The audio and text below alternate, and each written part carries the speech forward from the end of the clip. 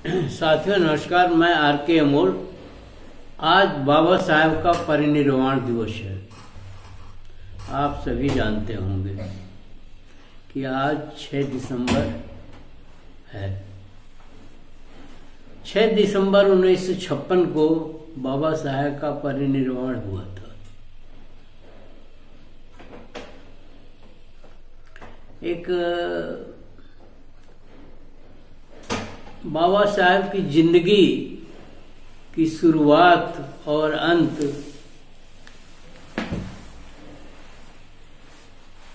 काफी विसंगतियों पूर्ण रहा। बाबा साहब जैसा आदमी न पहले पैदा हुआ था न आगे पैदा होगा, ऐसा मेरा मानना है। जिन परिस्थितियों से बाबा साहब जो है चले हैं और जहां तक पहुंचे हैं, वो एक बहुत लंबा सफर है।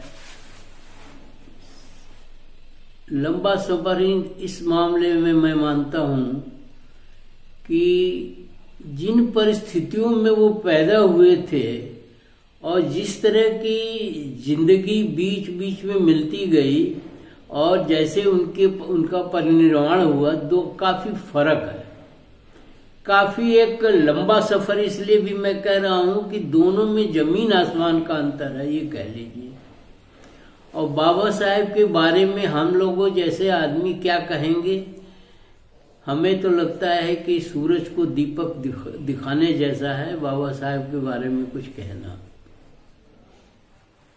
बाबा साहब की ऊंचाई इतनी ज्यादा है कि हम लोगों जैसा छोटा आदमी उसको दीपक भी नहीं दिखा सकता है।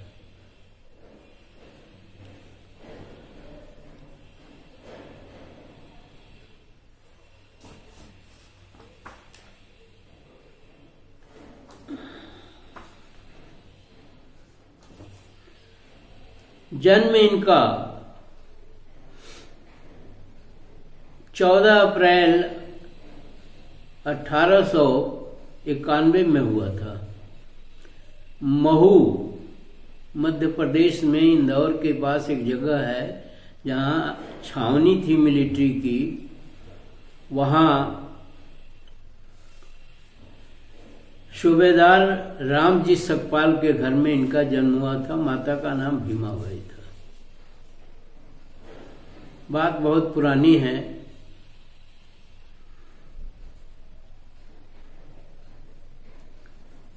और बात उस समय की है जब आज का भारत जैसा नहीं था। आज परिस्थितियां काफी बदल चुकी हैं। उनके पिताजी रामजी सकपाल के पिताजी का नाम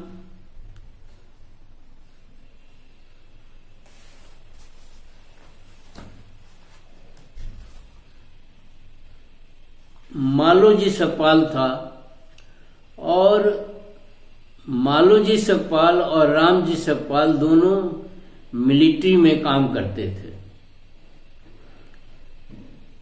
रामजी सकपाल सैनिक स्कूल में पढ़ाए, फिर उन्होंने ऑफिसर में काम किया, मिलिट्री किया और सूबेदार के पद तक पहुंचे।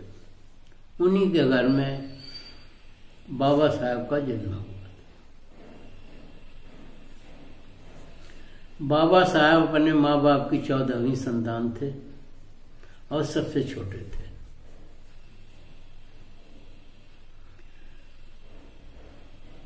एक चीज मैं बार बार कहता हूं कि प्रकृति की नियत और समय का खेल समझना बड़ा मुश्किल है।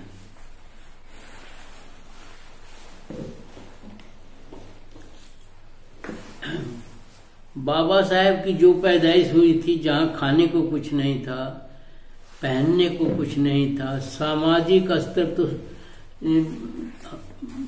माइनस में था और पढ़ाई लिखाई की तो बात ही नहीं की जाती थी। फिर बाबा साहब ने धीरे धीरे, उनके अंदर लगन थी पढ़ने लिखने की और एक अद्भुत व्यक्तित्व था, जो विपरीत परिस्थितियों में भी उन्होंने यहाँ तक की ऊंचाई ग्रहण करी। इतनी ऊंचाई इतने विपरीत परिस्थिति से में कोई नहीं कर सकता है, ऐसा मेरा मानना है। जब छुआछूत चरम पर था, दलितों का कोई इस देश में कोई स्तर नहीं था, पानी पीने का, खाने का, कपड़ा पहनने का कोई वो नहीं था। ये अजूबा देश है, इसीलिए हम कहते हैं ये अजूबा देश है।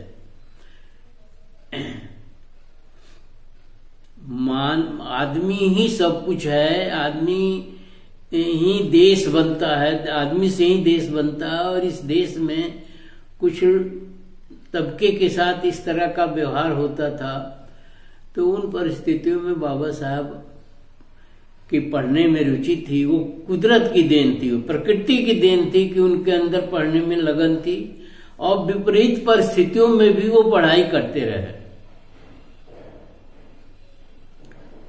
उनके साथ जितना अत्याचार हुआ था और जितना विपरीत परिस्थिति उनके साथ थी, उतना आज कतई नहीं है।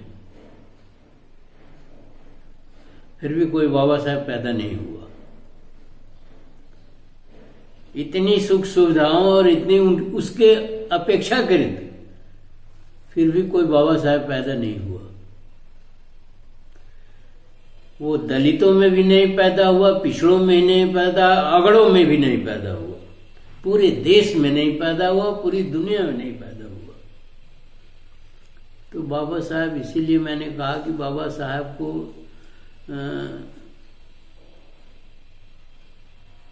दीपक दिखाना सूर्य को दीपक दिखाने के बराबर है। अब एक दो घटनाओं का जिक्र करके महाड़ आंदोलन एक उन्होंने किया था, जो चौहार करके एक तालाब था कोलाबा जिले में, महाड़ नामक स्थान पर, जिसमें धोबी कपड़ा धोते थे, गाय भैंस बकरी सब सुअर सब पानी पीते थे, पर दलितों को पानी पीने की मनाही थी। ये ब्राह्मणों ने ऐसा किया था। ब्राह्मणों ने कहा दलित पानी पिएंगे तो ये पानी अशुद्ध हो जाएगा, जबकि बकरी गाय भैंस के पीने से या कपड़ा धोने से अशुद्ध नहीं होता था।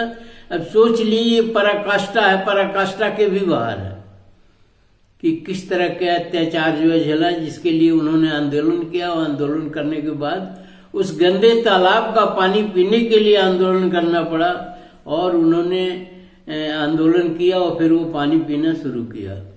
अब इससे आप अंदाजा लगा सकते हैं कि किस तरह की परिस्थितियां उनके सामने थी। दूसरी घटना मनुस्मृति का दहन था।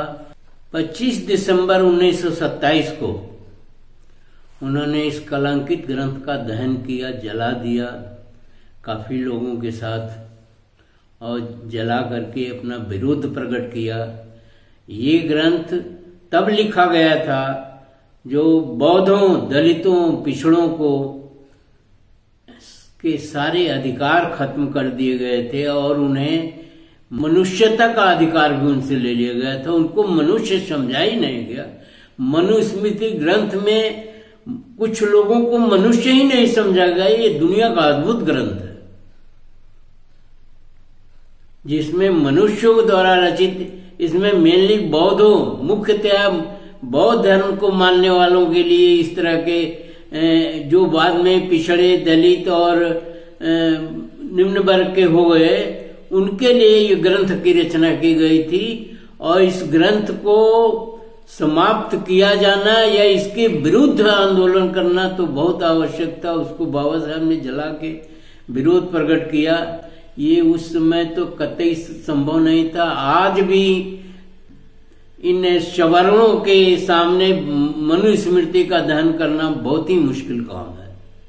उस समय तो असंभव था जब बाबा साहब ने किया।